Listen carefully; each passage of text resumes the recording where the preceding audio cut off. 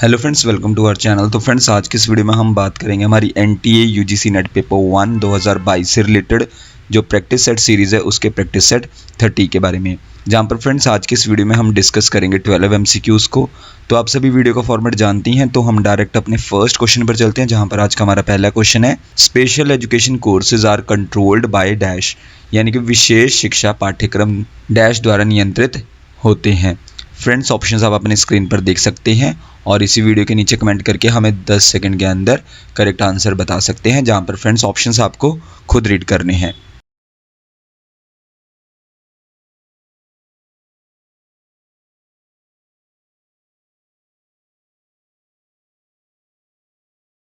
Special education courses को control किया जाता है इनमें से option B, rehabilitation council of India द्वारा। जहाँ पर फ्रेंड्स इस क्वेश्चन को हम थोड़ा डिस्कस कर लेते हैं। सबसे पहले, rehabilitation council of India, in short RCI, क्या है? एक एपिक्स गवर्नमेंट बॉडी है, यानी कि एक सर्वोच्च सरकारी निकाय है, जिसे सेटअप किया गया है किसके अंडर? एक्ट ऑफ पार्लियामेंट के अंडर, रेगुलेट करने के लिए, कंट्रोल करने के लिए ट्रेनिंग प्रोग्राम्स को, कोर्सेज को, जो किससे जुड़े हैं? डिसेबल्ड, डिसएडवांटेज्ड और स्पेशल एजुकेशन रिक्वायरमेंट कम्युनिटीज से। इसके बाद नेक्स्ट पॉइंट में friends, rehabilitation council of India, in short RCI, setup किया गया था इसे एज अ रजिस्टर्ड सोसाइटी के रूप में 1986 में, जहां पर फ्रेंड्स सितंबर 1992 में आरसीआई एक्ट को इनेक्ट किया गया पार्लियामेंट द्वारा, और ये बन गया एक स्टैट्यूटरी बॉडी बन गया। कब? 22 जून 1993 को एक वैधानिक निकाय बन गया। इसके बाद नेक्स्ट पॉइंट में है, कोर्सेज जो ऑफर किए जाते हैं आरसीआई द्वारा, यानी कि रिहैबिलिटेशन काउंसिल ऑफ इंडिया द्वारा, रिकॉग्नाइज्ड इंस्टीट्यूशंस या फिर ट्रेनिंग सेंटर्स द्वारा। इनमें से वो है, number 1 certificate courses, number 2 diploma courses, number 3 post graduate diploma courses, number 4 degree courses, number 5 post graduate degree courses या फिर master level courses, number 6 short term या फिर refresher courses under the continuing rehabilitation education programme. ये courses जो है offer किए जाते हैं किसके द्वारा? आरसीआई द्वारा। इसके बाद हमारा नेक्स्ट क्वेश्चन है, क्वेश्चन नंबर 2 में आपको बताना है, ज्ञान विज्ञान विमुक्ते, यानी कि knowledge liberates is the motto of dash.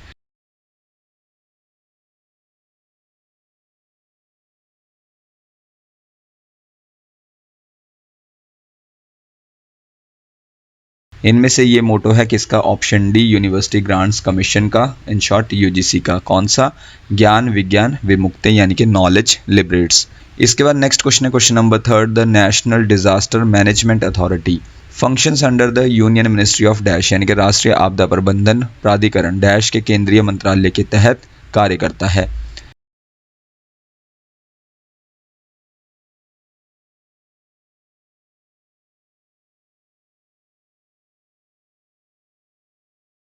ये कार्य करता है इनमें से option C, ministry of home affairs, यानी कि गृह मंत्रालय के तहत जो है कार्य करता है। कौन? National disaster management authority. In short जो है एनडीएमए, यानी कि नेशनल डिजास्टर मैनेजमेंट अथॉरिटी को इस्टेब्लिश किया गया था किसके थ्रू? डिजास्टर मैनेजमेंट एक्ट के थ्रू, और इनेक्ट किया गया यानी कि गठित किया गया किसके द्वारा? गवर्नमेंट ऑफ इंडिया द्वारा, 23 दिसंबर 2005 को। और इसका हेडक्वार्टर्स कहाँ है? न्यू दिल्ली में है। इसकी अध्यक्षता की जाती है headed by prime minister of India द्वारा, और इसमें और कितने मेंबर्स हो सकते हैं? 9 मेंबर्स हो सकते हैं। इसके बाद हमारा नेक्स्ट क्वेश्चन है, क्वेश्चन नंबर 4 में आपको बताना है, which state has the maximum mangrove vegetation in India, यानी कि भारत में सबसे अधिक मैनग्रोव वनस्पति किस राज्य में है?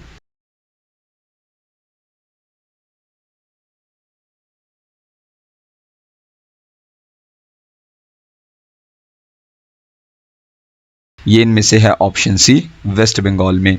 नेक्स्ट क्वेश्चन है, question number 5, who described dams as pilgrim centres of development, यानी कि बांधों को विकास के तीर्थ केंद्र के रूप में किसने वर्णित किया है?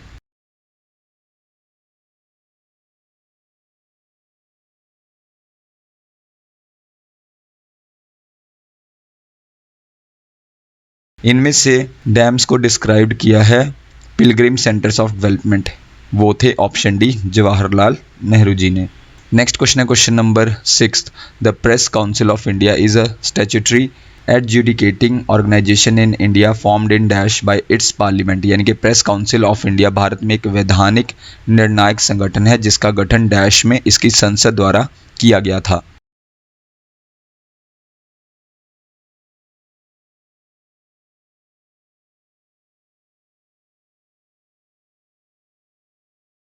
प्रेस काउंसिल ऑफ इंडिया का गठन किया गया इनमें से ऑप्शन डी 1966 में पार्लियामेंट द्वारा, जहां पर फ्रेंड्स जस्टिस चंद्रमौली कुमार प्रसाद जो हैं चेयरमैन हैं किसके प्रेजेंट टाइम में इस काउंसिल के 2021 में। नेक्स्ट पॉइंट में press council of India accept करती है कंप्लेंट्स किसके अगेंस्ट, किसी जर्नलिस्ट यानी कि पत्रकार और मीडिया संगठन यानी कि मीडिया ऑर्गेनाइजेशन के एथिकल फेलियर्स के अगेंस्ट जो है शिकायतों को स्वीकार करती है प्रेस काउंसिल ऑफ इंडिया। इसके बाद प्रेस काउंसिल ऑफ इंडिया को ऑपरेट किया जाता है किसके अंडर, प्रेस काउंसिल एक्ट 1978 के अंडर। नेक्स्ट पॉइंट में according to the press council act इस काउंसिल में जो है एक चेयरमैन होगा और 28 अदर मेंबर्स होंगे। देन इसके बाद next point, national press day को हर साल सेलिब्रेट किया जाता है 16 नवंबर को। नेक्स्ट क्वेश्चन है question number 7th, UGC insist on research papers to be published in journals with dash, यानी कि यूजीसी ने शोध पत्रों को जर्नल में प्रकाशित करने पर किस पर जोर दिया।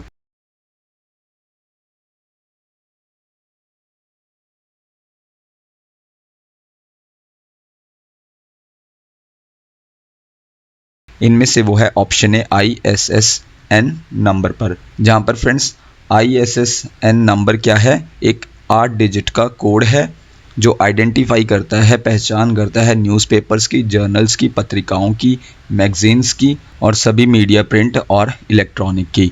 इसके बाद ISSN का फुल फॉर्म क्या है, इंटरनेशनल स्टैंडर्ड सीरियल नंबर, और ये नेशनल और इंटरनेशनल स्टैंडर्ड है सीरियल पब्लिकेशंस के लिए। नेक्स्ट क्वेश्चन है क्वेश्चन नंबर 8 में आपको बताना है university news a weekly journal of higher education published by the dash.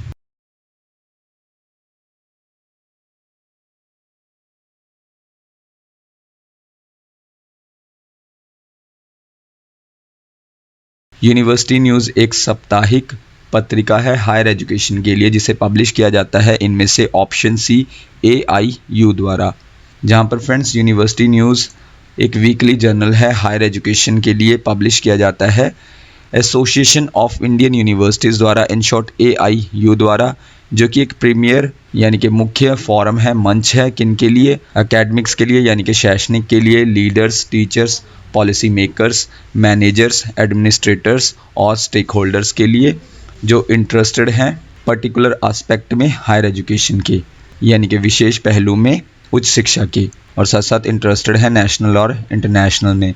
इसके बाद इसे शुरू किया गया था 1929 में और अब ये ऑफिशियल ऑर्गन है, अंग है किसका, एसोसिएशन का।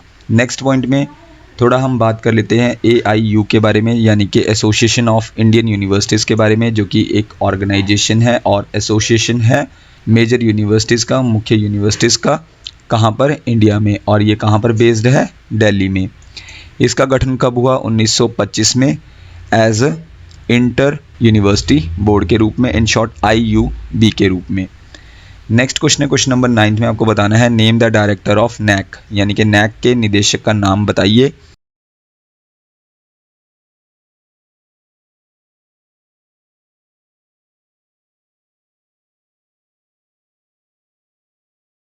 इनमें से वो है option A professor SC Sharma, ये NAC के प्रेजेंट डायरेक्टर हैं।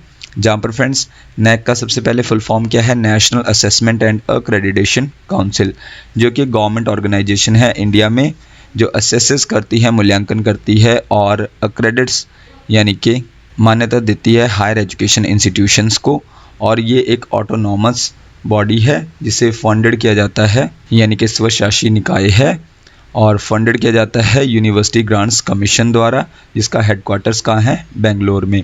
इसके बाद NAC को इस्टेब्लिश किया गया था 1994 में, किसके रिस्पांस में यानी कि किसके जवाब में, नेशनल पॉलिसी इन एजुकेशन 1986 की सिफारिशों के जवाब में इसे इस्टेब्लिश किया गया था, किसे, NAC को, कब, 1994 में। इसके बाद NAC का मोटो क्या है, एक्सीलेंस, क्रेडिबिलिटी, रेलेवेंस, यानी कि उत्कृष्टता, विश्वसनीयता और योग्यता, ये इसका मोटो है किसका, NAC का। इसके बाद हमारा नेक्स्ट क्वेश्चन है क्वेश्चन नंबर 10 में आपको बताना है the following amendment to the constitution of India brought education under the concurrent list, यानी कि भारत के संविधान में निम्नलिखित संशोधन ने शिक्षा को समवर्ती सूची के अंतर्गत लाया।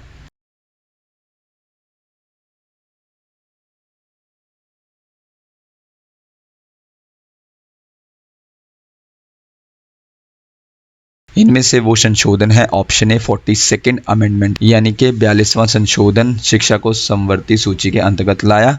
इसके बाद फ्रेंड्स नेक्स्ट पॉइंट में 42nd अमेंडमेंट एक्ट ऑफ 1976 के थ्रू जो है 5 सब्जेक्ट्स को ट्रांसफ़र किया गया था स्टेट से कॉन्करेंट लिस्ट में। और ये सब्जेक्ट कौन कौन से हैं? नंबर 1 है एजुकेशन यानी कि शिक्षा, नंबर 2 फॉरेस्ट यानी कि वन, नंबर 3 वेट्स एंड मेजर्स यानी कि भार और माप, नंबर 4 सब्जेक्ट है protection of wild animals and birds यानी कि जंगली जानवरों और पक्षियों का संरक्षण, और नंबर 5 सब्जेक्ट है एडमिनिस्ट्रेशन ऑफ जस्टिस यानी कि न्याय प्रशासन। इन 5 सब्जेक्ट्स को किसके through? 42nd amendment act of 1976 के थ्रू जो है इन 5 सब्जेक्ट्स को ट्रांसफ़र किया गया था स्टेट से कॉन्करेंट लिस्ट में। इसके बाद हमारा नेक्स्ट क्वेश्चन है question number 11, 10 + 2 + 3 as a common structure of education is recommended by dash.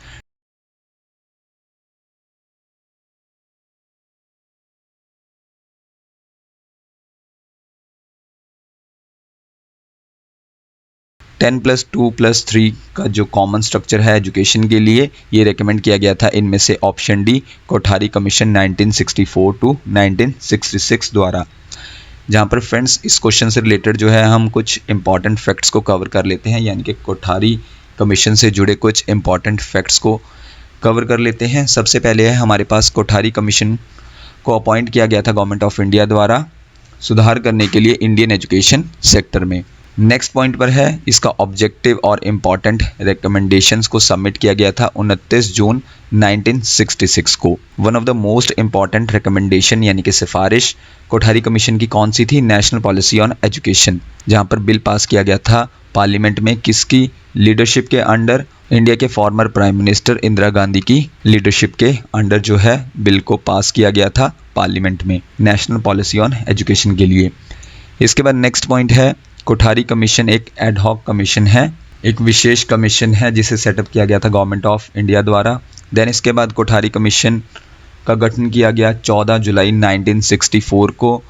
Next point में 29 जून 1966 को, यानी कि इस दिन जो है कोठारी कमीशन को डिसॉल्व कर दिया गया, भंग कर दिया गया, यानी कि डिसकंटिन्यू कर दिया गया। नेक्स्ट पॉइंट है इसे गठित किया गया था किसके अंडर? चेयरमैनशिप के अंडर, किसकी? दौलत सिंह कोठारी की चेयरमैनशिप के अंडर किसे? कोठारी कमीशन को।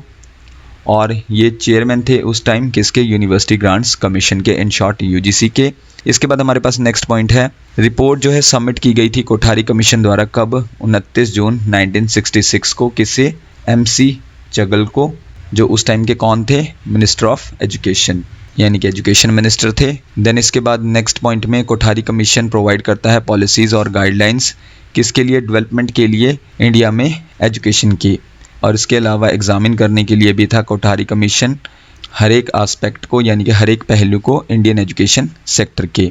नेक्स्ट पॉइंट है कोठारी कमीशन को इस्टेब्लिश किया गया था रिव्यू करने के लिए पूरे जो है एजुकेशन सेक्टर को, लेकिन इसमें जो है 2 डोमेन्स शामिल नहीं थे। कौन कौन से? एक तो लीगल एजुकेशन और दूसरा है मेडिकल एजुकेशन। नेक्स्ट पॉइंट है as per recommendations of Kothari commission education sector को इंडिया में स्ट्रेटिफाइड किया गया था, बांटा गया था नेशनल बॉडीज़, स्टेट बॉडीज़ और सेंट्रल बोर्ड में। इसके बाद एक क्वेश्चन इस तरह से भी बनता है कि what was the result of Kothari commission, यानी कि कोठारी कमीशन का क्या रिजल्ट था कि जो नेशनल एजुकेशन पॉलिसी 1968 है उसका गठन हुआ था, तैयार किया गया था। देन इसके बाद रेकमेंड किया था कोठारी कमीशन ने प्रोवाइड करने का फ्री और कंपलसरी एजुकेशन बच्चों को, किस एज के?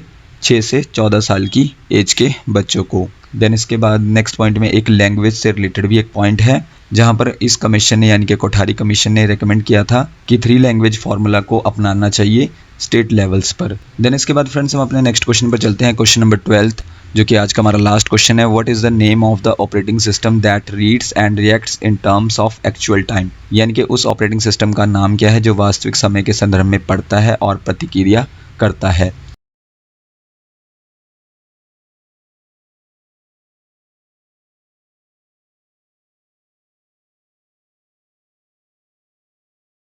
उस ऑपरेटिंग सिस्टम का नाम है option C real time operating system, जो रीड करता है और रिएक्ट करता है किस टर्म में? एक्चुअल टाइम के टर्म में। तो इस क्वेश्चन के लिए करेक्ट आंसर हुआ option C real time operating system. तो फ्रेंड्स ये थी हमारी आज की वीडियो जिसमें जो है हमने 12 MCQs को कवर किया। आप हमें इसी वीडियो के नीचे कमेंट करके बता सकते हैं कि आपने टोटल MCQs यानी कि 12 क्वेश्चंस में से कितने क्वेश्चंस को करेक्ट मार्क किया। नेक्स्ट वीडियो आपको जल्दी चैनल पर मिल जाएगी। So thank you friends for watching this video.